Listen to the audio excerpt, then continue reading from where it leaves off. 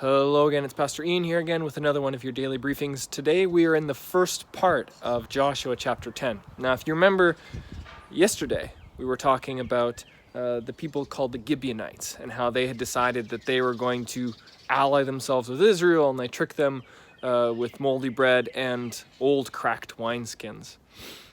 Now in Joshua chapter 10 we hear of the other people groups around the Gibeonites, their neighbors, and they see that the Gibeonites who are powerful, they're allying themselves with Israel, and they get scared because they think, well, if they ally with Israel, then Israel can fight us and then they can beat us.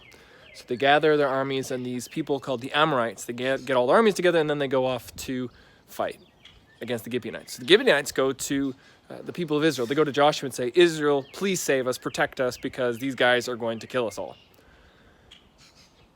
So Joshua has a choice. Now, he could honor the agreement that he made with the Gibeonites. He could protect them. He could say, my word is my bond, and I will protect you, because if we don't protect you, then no one will trust us. Or he can let them die.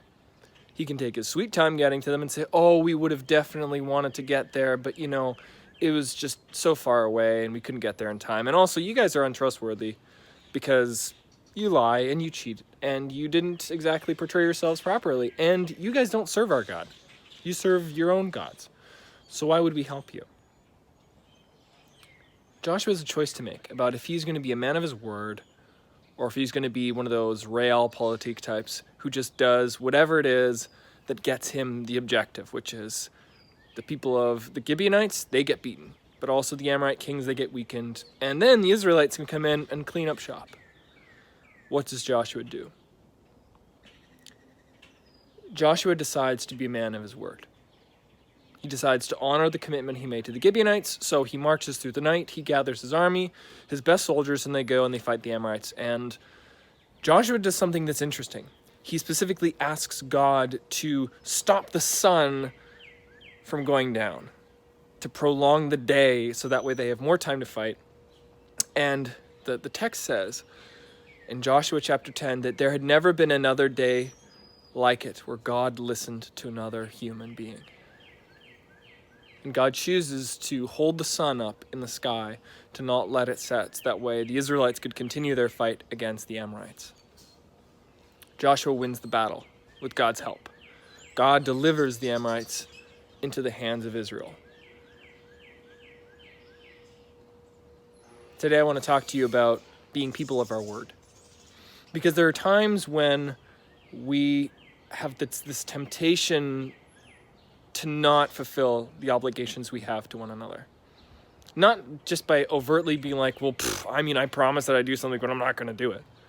But about being clever or sneaky, or being like, technically, I stipulated in this particular way that I would assist you, but not in another way that wasn't mentioned at the time of our agreement.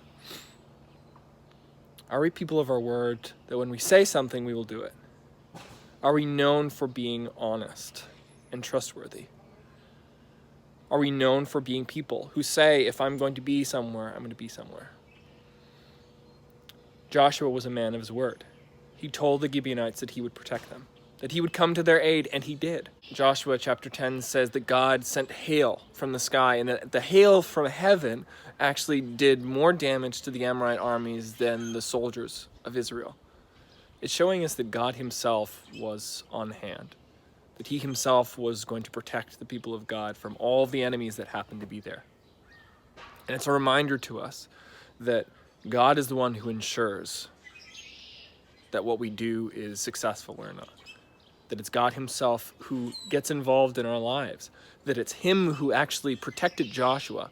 Now, you could have seen a situation where Joshua chooses to go fight for the Gibeonites and loses.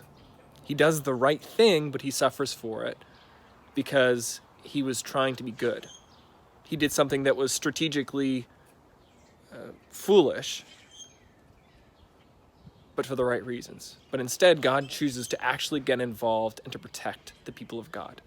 This is an encouragement to us that yes, we are to be people of our word. That if we say yes, that we mean yes. That if we say we're going to be somewhere for somebody, that we will be there. That if we make an agreement with someone, that if we promise to do something, that we will do it. to not try and weasel our way out of different agreements, but to be honest people. Because by being honest, we actually show people God's heart. Because God is honest with us. He tells us the truth. He gives us his word, and he follows through. So too are we expected to be people of our word, and to trust that God will protect us. And if not protect us in the way that we think that he should protect us, then he will do what he believes to be right. Now, in the case of Joshua, it was to send hail from heaven to protect them. But maybe in our case, it'll be something different. And lastly, it's a reminder that in the case of Joshua and the Amorites, it was all of the pagan groups around them were surrounding the Israelites to try and destroy them. And it says God was fighting for Israel. And if God is fighting for Israel, then it didn't matter how many kings were opposed to them. It didn't matter how many armies were against them. Because as long as God was fighting for the people of Israel, they would have success. So too with us. If we have God on our side, then we will have success. Not necessarily in a financial sense or in a military success, but it means that we will prosper and be blessed through him and by him for his glory and for his benefit. So in our daily lives, let us be people of our word. Let us be people who say yes and mean yes, and to not make empty promises. To not make so many promises where people are like, well, they always say that, but they never mean it. Let's be careful with what we do, so that in everything that we do, we honor God.